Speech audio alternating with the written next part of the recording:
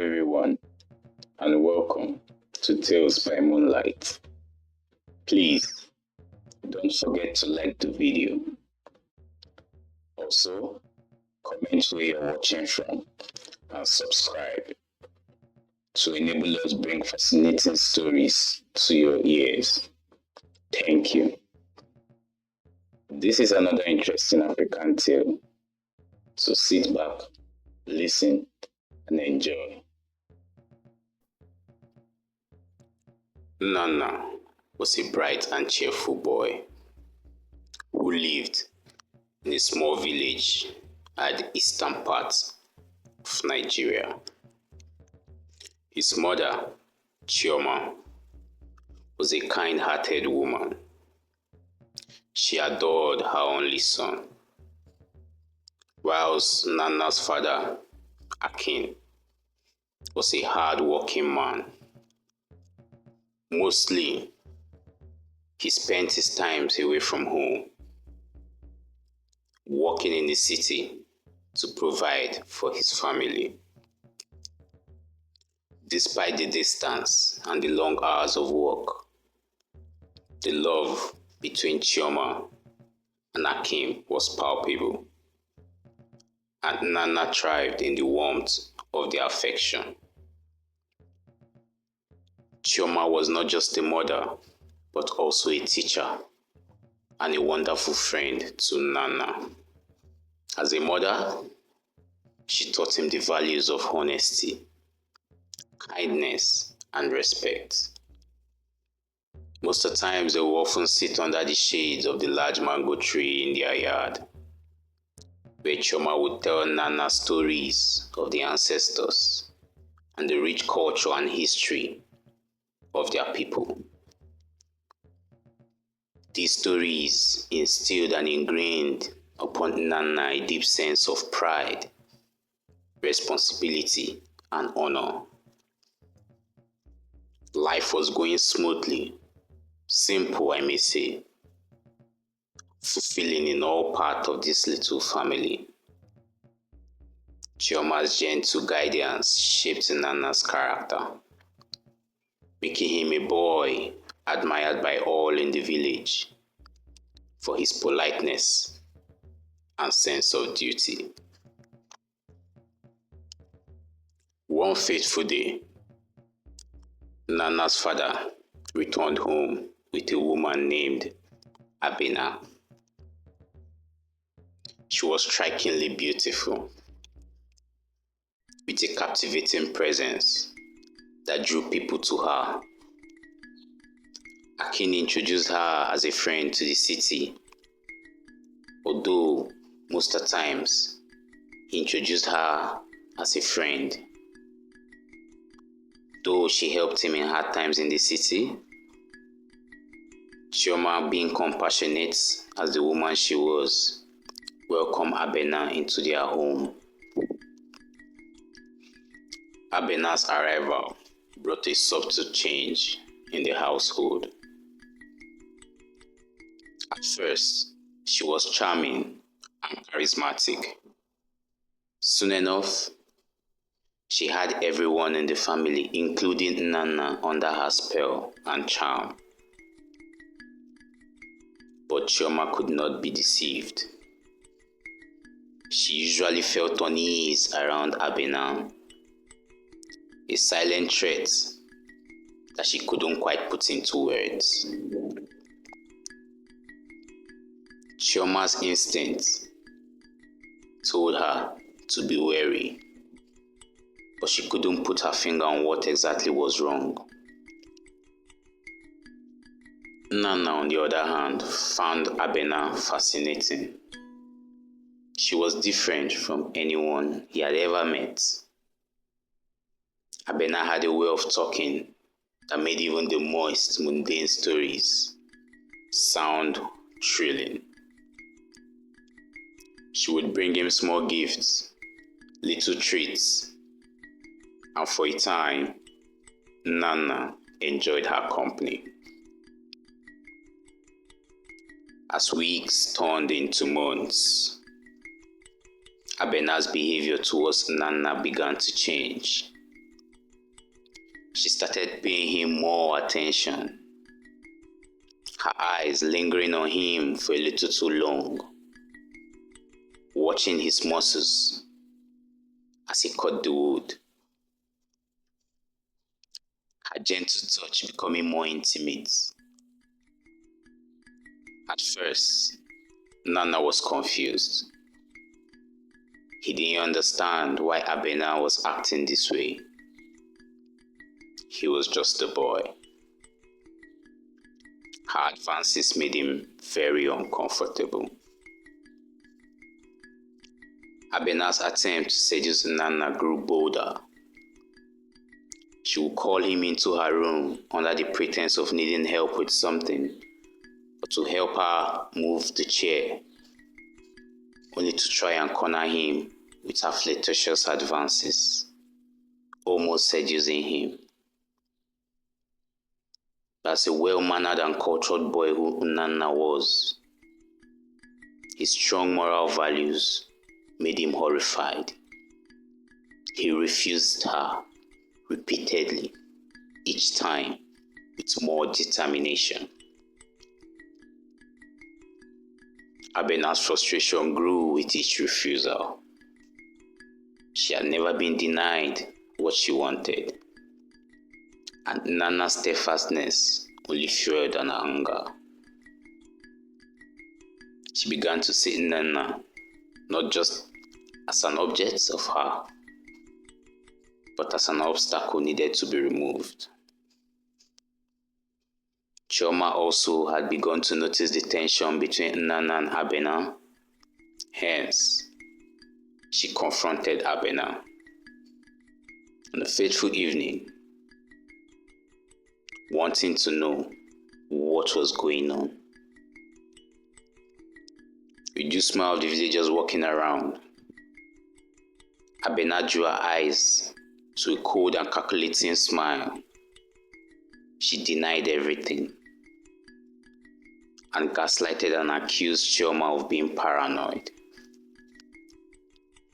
That night, Chioma went to bed with a very heavy heart. She felt and knew something was terribly wrong, but she couldn't prove it. As she slept, a shadow crept into her room. Lo and behold, it was Abena. Her eyes driven by eyes of dark malice and a dark and twisted resolve. She had decided that Chioma was the only thing standing between her and her desires for Nana. Therefore, she had to be eliminated. In the dead of the night, Abena smothered Chioma with a pillow, hence silencing her forever. At the wake of this, the village mourned the sudden and mysterious death of Chioma, but no one suspected any foul play. Abena's act has gone unnoticed. With Nkem out of the picture, Abena set her sights on Akin. She played the role of the grieving friend, comforting Akin in this time of sorrow. Her beauty and charm soon worked their magic, and Akin, blinded by grief, loneliness, and confusion, proposed to her. The village was surprised by this quick remarriage, but they accepted it, believing Akin needed someone to help him raise Nana. Abena moved into Chioma's place without a second thought, taking over the household and imposing her will on everyone, especially Nana. Nana's life became a nightmare. Abena, now his stepmother, treated him with cruelty and malice. She would beat him for the slightest infraction. The little mistake wouldn't go unnoticed.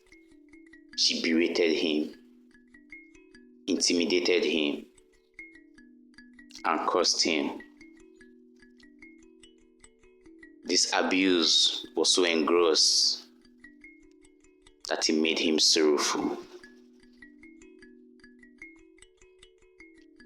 Abena was a master manipulator.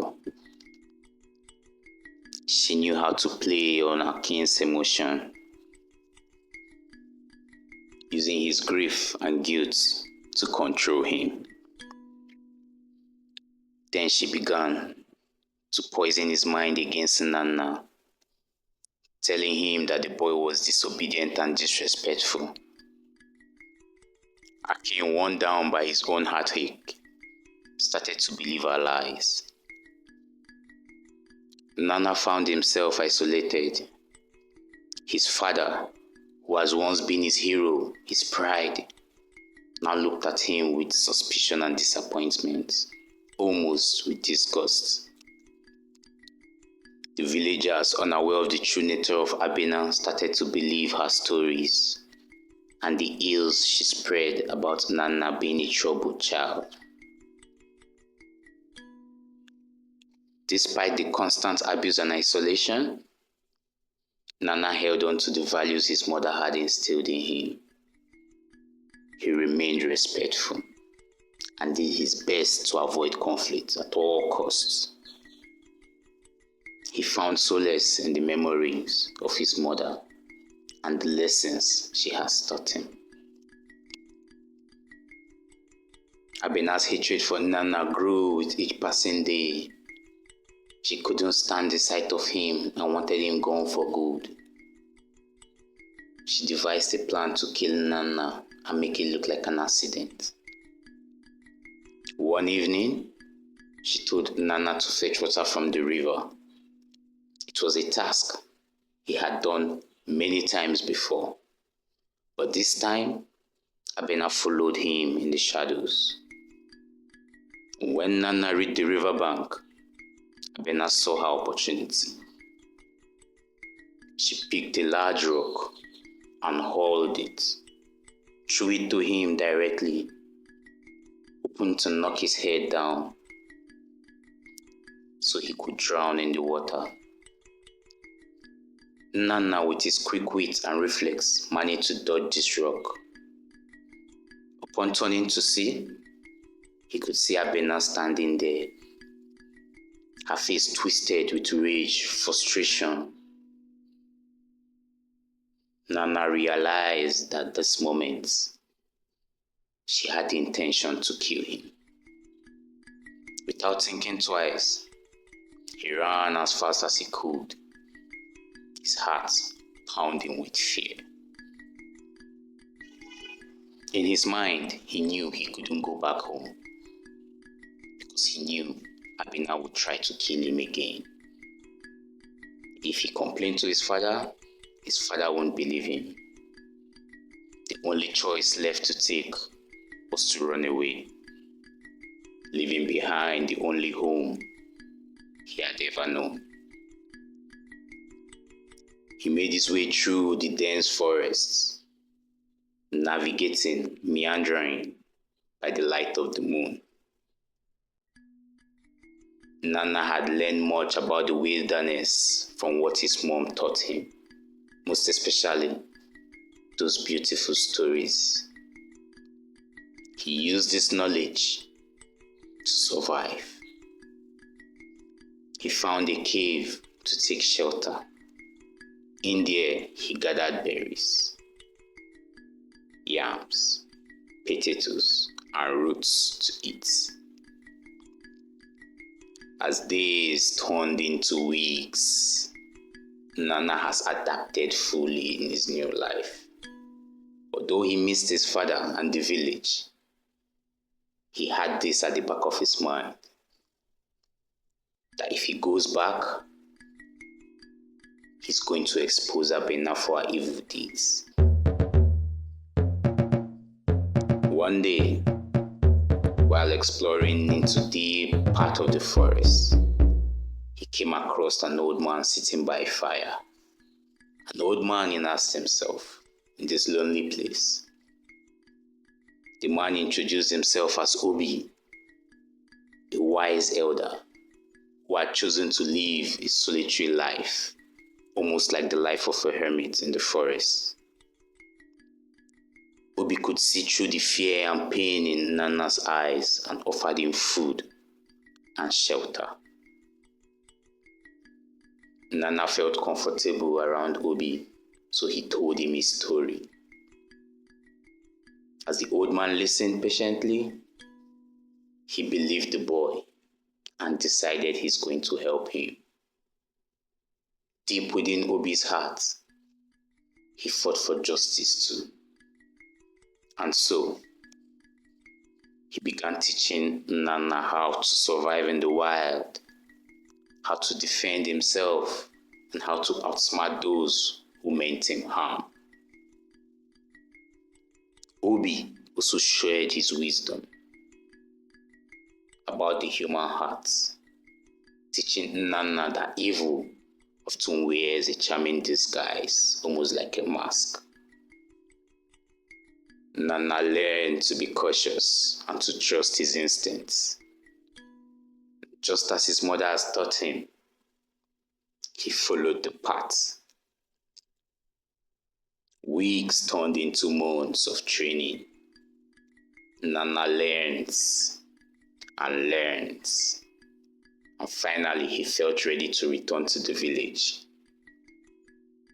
He has grown stronger, both physically and mentally. He knew he had to confront Abena and reveal the truth to his father and the villagers. With Obi's blessing, Nana set out for his village. He arrived under the cover of darkness to avoid being seen, avoiding the main roads and keeping one with the shadows. He made his way home, where he saw Abena sitting on the porch, her face serene and untroubled. Nana waited until she went inside before making his move. Upon her move, he crept into the house and found his father sitting in the living room, always looking tired and aged. Nana's heart ached for his father, but he knew he had to be strong this time. "Father," Nana whispered, stepping into the light. Akin looked up, his eyes widening in shock. "Nana, is it really you?" He replied, "Yes, father, I've come back." Nana told his father everything, from Abena's attempt to seduce him, to her mother of his mother, Chioma, and her plot to kill him by the river. Akin listened, stunned in silence, his eyes filled with tears as the truth of Nana's words sank in. Abena, hearing this commotion, entered the room. Her face twisted in fury when she saw Nana. "You little brat! How dare you come back here?" King stood up, his face pale with anger. "Is it true, Abena? Did you kill Chioma? Did you also try to kill my son?" Abena's eyes darted around, looking for a way out. "He's lying. He's always been a troublemaker, trying to turn you against me." But Akin saw the truth in Nana's eyes, because the eyes never lie. He realized how blind he had been, how he had let his grief cloud his judgment. He called for the village elders, and they came to hear Nana's story. The elders listened to Nana's account and questioned Abena. Her lies and deceit was evident to all. The villagers who had once believed Abena's stories about Nana now saw her for what she truly was. Abena was cast out of the village. Her name cursed for her evil deeds. Nana King was left to pick up the pieces of their shattered lives. The beginning was not easy. They had each other, and that gave them the strength to move forward. Nana Akin worked hard to rebuild their lives. Akin apologized to Nana for not believing him. Nana forgave his father, understanding the depth of his pain and manipulation he has suffered. They planted a garden in memory of Chioma and decided to create peace within one another, support within one another, harmony and respect once came to Akin's family.